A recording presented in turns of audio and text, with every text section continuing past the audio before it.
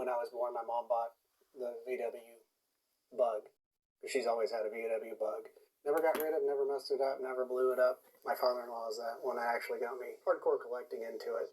So how did that one car back in '68 turn into this 50,000 car collection? Wow. It's almost addictive.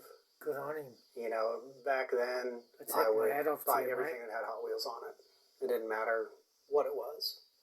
And then they started doing series cars. And then I'd have to buy every single car that comes out in that series. And it just kind of snowballed into this. In this room attached to his garage, Gary has cars all the way up to the ceiling. Every wall full of these intricate, highly detailed hot rods. Mattel has had an aggressive release schedule for these cars for decades. Singles, sets, specialty cars, everything you can imagine, making a complete collection of every car impossible. So with so many options out there, what advice does Gary have for new collectors? Just buy what you like. Don't worry about what's hot. Don't try and go around and buy every single thing that you see. Stick to certain castings. You'll never get everything. And people have tried. If you tried to get one of every Hot Wheel made, you'd probably have 500,000 cars. Now it's time for another collector class. Today's questions: what is a red line? Red lines are from 1968 to 73. Every Hot Wheel produced had red lines on them. They're just red stripes around the wheels. And then in 74 they went to black walls. Same wheel design as a 73, but just took the red line off. And then from then on they were, I think from 74 on it was all black wall. There might have been some red lines thrown in here and there. And what about the button?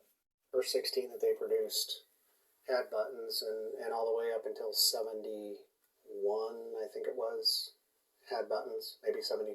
73 didn't. 73 is when they went to the smaller package. First ones were metal, and then they went to plastic. This room has tens of thousands of Hot Wheels in it. But if you had to run in here and only grab 5, what would those 5 be? And why? Well, the first one would be the VW Bug that my mom bought when I was born. Just because that's sentimental value. Any of the 55 gassers. I'd probably grab this case with the convention Redline Club cars. Just because it's easy to grab. It's not Hot Wheel, but the Dale Earnhardt car down there, because I had Dale Earnhardt sign it. Oh, nice. 3 weeks before he died. Oh, boy. And Richard Childress signed the trunk. So that one's kind of special. I don't know. That's the 5? Probably all I mean, there's 30 there or 20 there. Look out that Hot Wheels collecting continues to thrive, thanks not only to their affordability, but to the growing community of die-cast car collectors. But before we wrap, I have to share my own personal Hot Wheels story.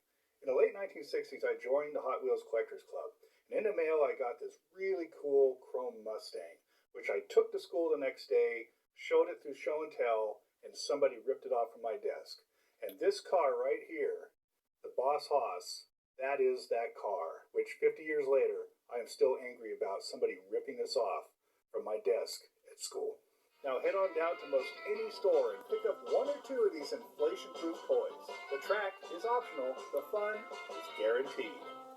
Thanks for watching, Collector Guys. Hit subscribe to see more great videos. And always remember, surround yourself